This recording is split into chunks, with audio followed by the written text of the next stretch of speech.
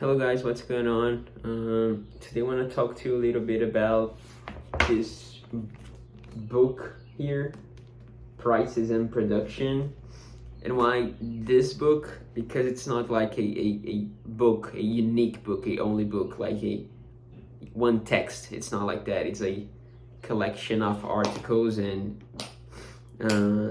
transcriptions of speeches that Hayek gave in one huge piece, and it's very interesting, very good, it's very how can I say that, it's simpler for the reader because you don't have to search for all the more important works from Hayek. And he talks about a lot of subjects, different subjects. I think like the most important subjects regarding economy, monetary theory, the business or trade cycle, theory of capital too. He refutes the theory of Keynes theory. So it's very interesting, very interesting. He talks about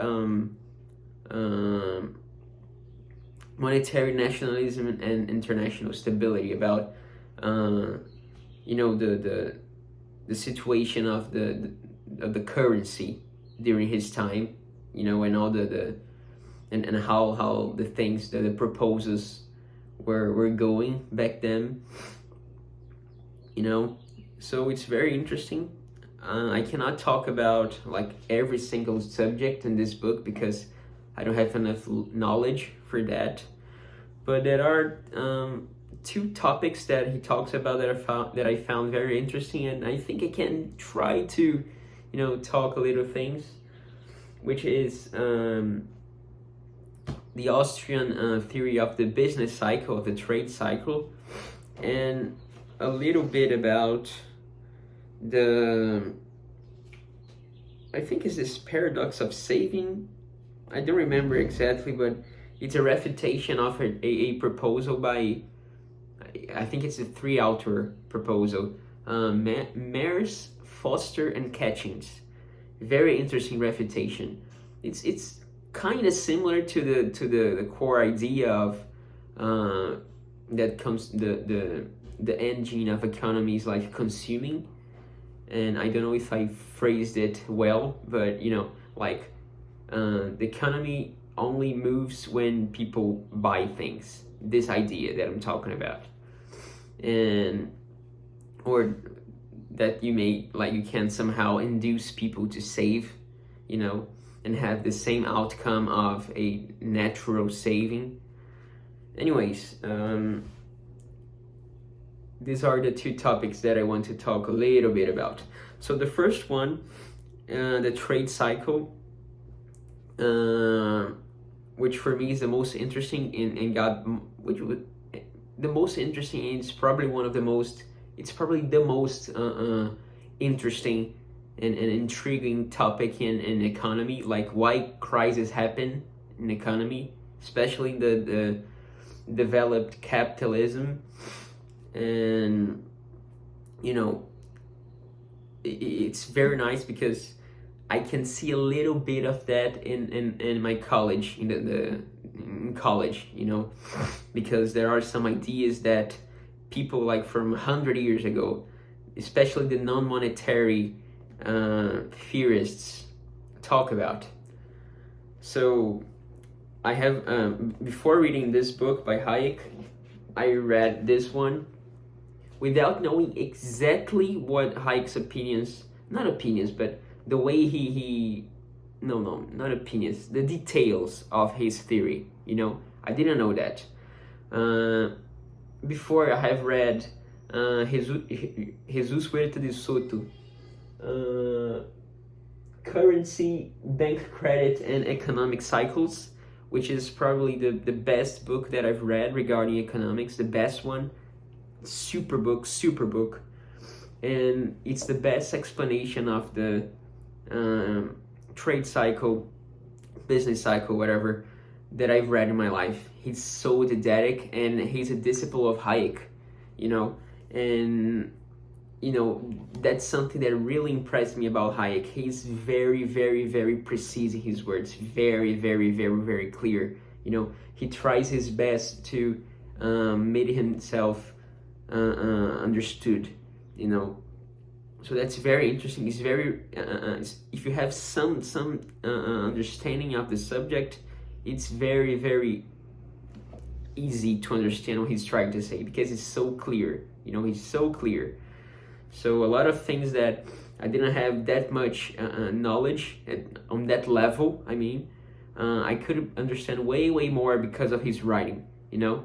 Sometimes a bit complex, like way too logic and mechanic, and like he uses like long periods, but it's in the end of the period you can understand what he's saying, because it's so precise and clear. And you know, he expresses very, very well this logical chain of thoughts, you know, very interesting. But anyways, the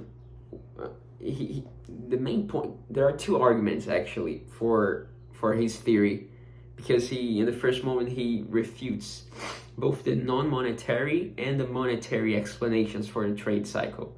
You know, the most interesting for me is the non-monetary, because I've seen things like that in college, you know, and the basic argument that he uses to refute these non-monetary theories is that everything in economy is measured in terms of value, not in terms of number of unities. You know, that's how we saw in college, you know, until today, that's how we learned this. And that's very, very interesting, very, very interesting, because it can show that because currency is not, how can I say, no, actually this explanation that I would say now, it's regarding the monetary theory, but what he's saying is that there is no entrepreneur that, you know, makes a decision regarding these numbers. It's all about value, always about value, you know. So that's very interesting to see how he shows that very clearly. And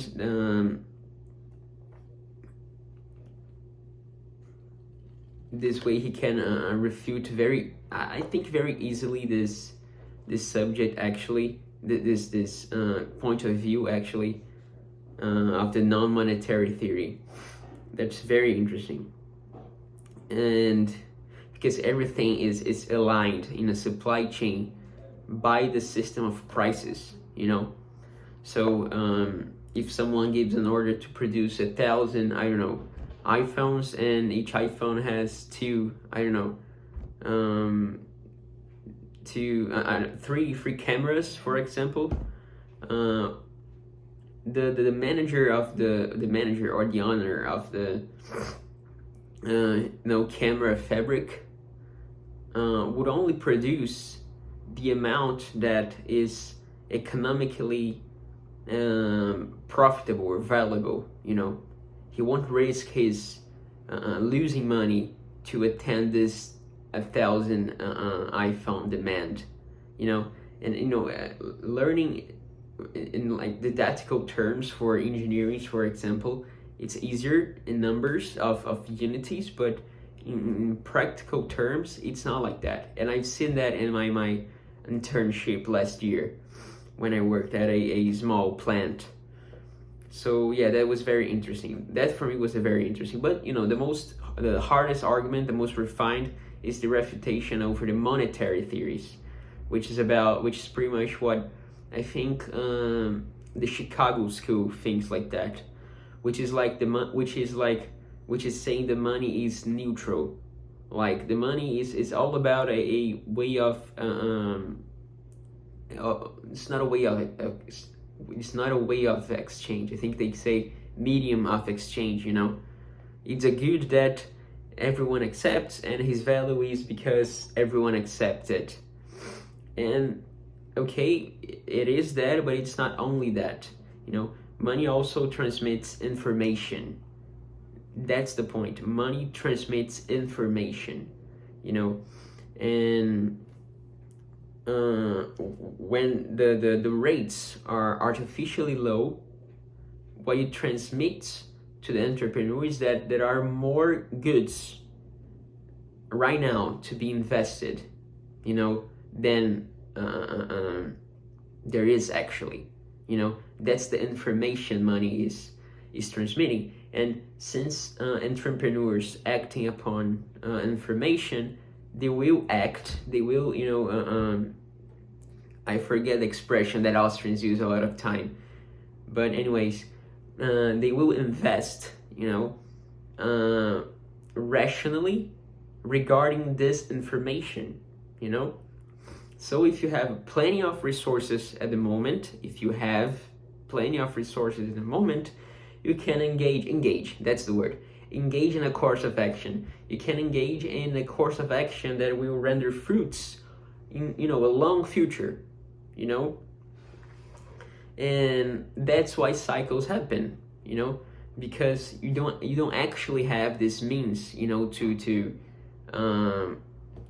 to go until the end with this investment. The real goods of economy are not available for investment as the entrepreneur thought in the first moment. That's the thing. That's the difference between Austrians and all the other theorists. Money is not neutral. So two things. The price system is what orientated us, not units of products, of goods. And the second thing is that beyond showing the relative quantity of goods in economy, money also transmits information, information to the entrepreneur. So I think it's pretty much that. I wanted to go a little bit more deeper, but I think my English is not that good, to go that deep in this very tough, refined, and then difficult subject. But I hope I made myself clear. So, let your comment down here if you enjoyed the video, if you disagree with me, if you have read these books, and what you think about it. Bye bye, guys.